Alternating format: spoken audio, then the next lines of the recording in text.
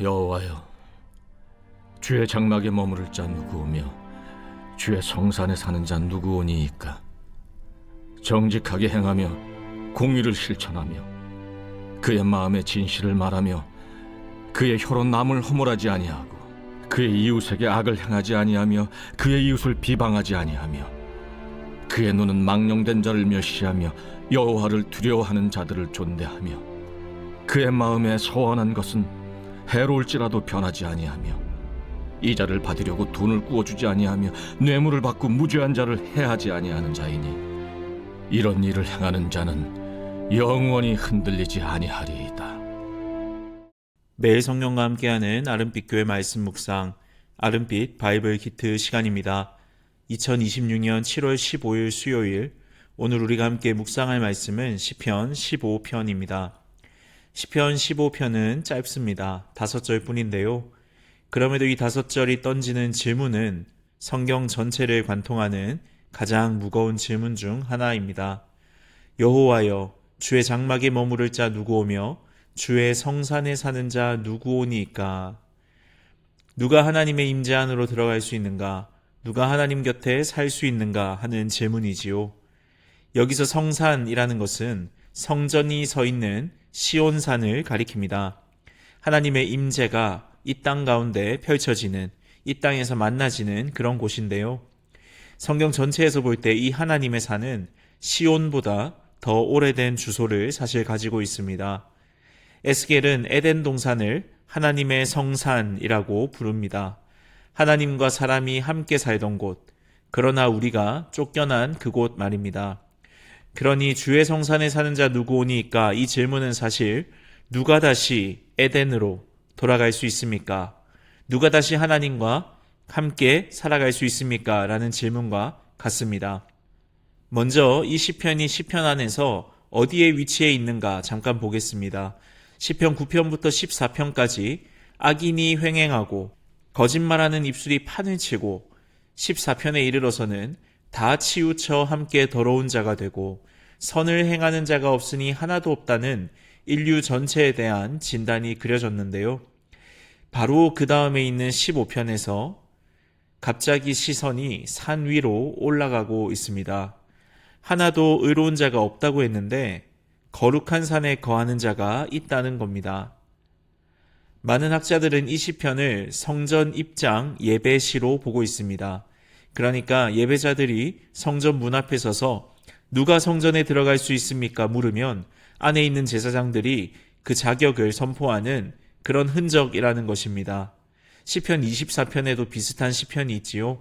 여호와의 산에 오를 자가 누구인가? 똑같은 구조입니다. 그런데 15편 2절부터 나오는 대답이 상당히 재밌습니다. 2절부터 4절에는 여호와의 산에 올라갈 수 있는 자의 특징을 나열하고 있는데요. 제가 2가지로 요약해 드리겠습니다. 첫 번째입니다. 이 당시 고대 근동의 다른 성전들도 입장 규정이 있었다고 합니다. 가령 이집트에 있는 한 성전 입구에는 이 문을 통과하는 자는 불순이 들어와서는 안 된다. 씻고 들어와라. 즉 씻는 의식, 정결 예식 이런 것들이 입장 조건이었습니다. 그런데 시편 15편에는 그런 이야기가 하나도 없습니다. 손을 씻으라는 말도 없습니다. 대신에 정직하게 행할 것, 공의를 실천할 것, 마음의 진실을 말할 것, 혀로 남을 허물하지 않을 것, 이웃에게 악을 행하지 않을 것, 서원한 것이 손해가 되어도 지킬 것, 가난한 사람을 착취하는 이자를 받지 말 것, 뇌물을 받고 무죄한 자를 해하지 않을 것, 이런 것들을 요구하고 있습니다. 전부 다 우리 삶과 관련된 요구입니다. 더 자세히는 전부 다 우리 이웃 간의 관계를 이야기하고 있습니다. 여러분, 이 시는 결국 우리 하나님이 어떤 분이신가를 알려주는데요. 이스라엘의 하나님은 하나님과의 관계를 이웃과의 관계랑 분리시키지 않는 분이십니다. 성전 마당에서 드리는 예배와 성전 밖에서 이웃을 대하는 방식 모두가 하나님 앞에서 하나라는 것입니다. 실제로 신약의 마태복음 22장에서도 하나님을 사랑하라 이렇게 말씀하신 뒤에 둘째도 이와 같으니 네 이웃을 내 몸과 같이 사랑하라. 우리에게 주신 새 계명이지요. 분리할 수 없다는 겁니다. 또 예수님이 마태복음 5장에서 예물을 제단에 드리려다가 형제에게 원망 들을 만한 일이 생각날 때는 예물을 거기 두고 먼저 가서 형제랑 화복하라. 이 말씀이 시편 15편의 말씀과 일맥상통한 겁니다. 실제로 구약시대 예언자들을 통해서 쏟아낸 하나님의 진노를 보면 이사야 1장도 그렇고 아모스 5장도 그렇고 하나님이 정말로 미워하셨던 것은 제사를 드리면서 동시에 이웃을 무시하는 것, 즉 예배와 삶을 갈라놓는 그 분리 자체였습니다. 손에 피가 가득한데 헛된 재물을 다시 가져오지 말라, 이런 것이지요. 두 번째입니다. 이 삶의 목록들을 다시 한번 들여다보면 절반 이상이 한 곳에 몰려 있는데요. 바로 입입니다.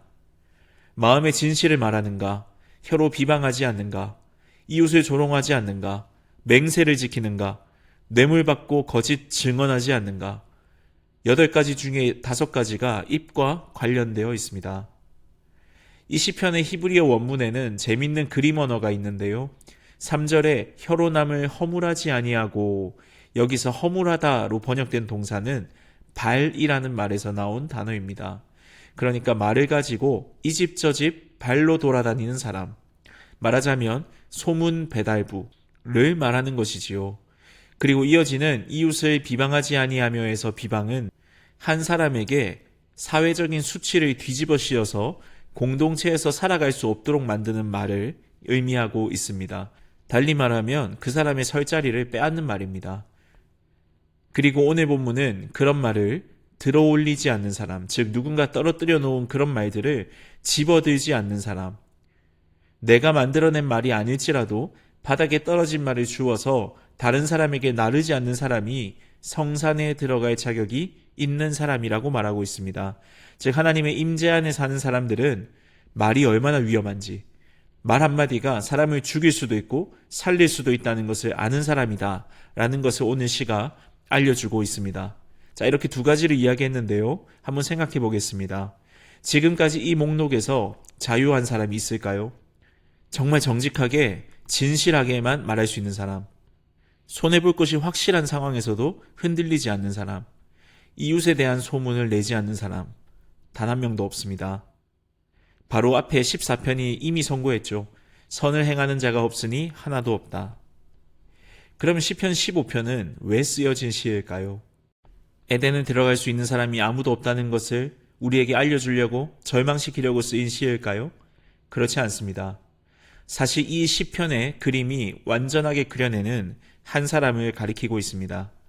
정직하셨고 공의를 실천하셨고 입에 거짓이 없으셨던 분, 자기에게 해로울지라도 십자가라는 가장 큰 손해 앞에서도 서원한 것을 변치 않고 지키신 분, 바로 예수 그리스도이십니다. 사실 이 시편은 시편 24편과 짝을 이루고 있습니다. 아까도 말씀드렸다시피 여호와의 산에 오를 자가 누구인가 그렇게 물어보지요. 그리고 시편 24편은 영광의 왕이 들어가시리로다로 끝이 납니다. 그래서 교회는 이 15편과 24편을 짝지어서 예수님의 승천과 연결해서 읽어왔습니다. 죄 없으신 예수님께서 성산에 오르셔서 아버지의 우편에 영원히 거하십니다. 그런데 그분은 혼자 올라가지 않으셨습니다. 우리의 의가 되신 그분은 우리를 그분 안에 품고 올라가셨습니다. 그래서 히브리서 기자는 그리스도 안에 있는 우리를 향해서 너희는 시온산과 살아계신 하나님의 도성에 이르렀다. 아무도 오를 수 없는 그 산을, 더 나아가 하나님의 도성, 하나님의 도시를 그리스도 안에서 이미 우리가 다다랐다고 이야기하고 있는 겁니다. 에베소서 2장 5절과 6절에서 바울은 훨씬 더 직관적으로 이야기하는데요. 허물로 죽은 우리를 그리스도와 함께 살리셨고 또 함께 일으키사 그리스도 예수 안에서 함께 하늘에 앉히시니, 이 모든 것이 그리스도의 승천 때 일어난 일입니다. 그리고 그 결과 에베소서 2장 19절에서는 우리가 하나님의 권속, 즉 하나님의 식구가 되었다고 선언합니다.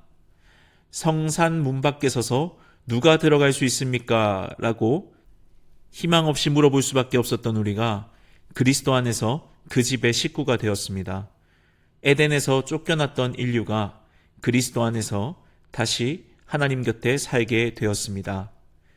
그리고 우리는 장차 올 새하늘과 새 땅에서 하나님의 도시 새 예루살렘 성에서 그분과 함께 더불어 살아가게 될 것입니다. 이제 마지막 절 5절을 살펴보겠습니다. 이런 일을 행하는 자는 영원히 흔들리지 아니하리이다. 여러분, 그러면 성산에 올라갈 자격이 있는 자, 그렇게 살아가는 자들은 사업이 망하지 않고 병에 안 걸린다는 뜻일까요? 그렇지 않습니다. 시편 나머지 전체가 그렇게 이야기하지 않지요. 의인도 고난을 받고 의인도 눈물 골짜기를 지나게 됩니다. 결국 이 말은 하나님의 임재 안에 사는 사람이야만이 자기 삶이 세상에서 가장 든든한 기반, 그리스도 위에 서 있음을 알 수 있다는 말과 같습니다. 고통과 죽음은 누구에게나 옵니다. 그렇지만 아무리 고통과 죽음의 그림자가 짙다 하더라도 그림자는 반석을 부수지 못합니다. 폭풍이 와도 반석 위에 지은 집은 무너지지 않습니다. 흔들리는 세상 한가운데서도 흔들리지 않는 곳은 하나님의 임재, 그리스도 안 밖에 없습니다. 결국 그리스도 안에 있는 자, 자신의 삶이 안전히 그리스도께 있다는 사실을 붙드는 자에게는 세상의 여러 문법 속에서도 이웃의 안위를 생각하고 누군가를 살리는 말로 나도 살고 남도 사는 그 용기를 가질 수 있다는 것을 오늘 시는 보여줍니다. 그것이 하나님의 성산, 하나님의 도시를 살아가는 하나님 나라 백성의 삶이라는 것입니다. 주 안에서 사랑하는 아름빛 교회 성도 여러분, 오늘 하루 하나님 나라 백성으로 살아가기 위해서 이 두 가지 질문을 한번 품어보셨으면 좋겠습니다. 먼저는 내 예배와 나의 관계는 하나로 정말 연결되어 있는가? 주일의 나와 월요일의 나 사이에 갈라진 틈은 없는가? 한번 돌이켜 보셨으면 좋겠습니다. 두 번째는 지금 내 혀가 사람을 세우는 데 쓰이고 있는가? 아니면 허무는 데 쓰이고 있는가? 특별히 옮기지 말았어야 할 말을 누군가에게 옮기지는 않았는가?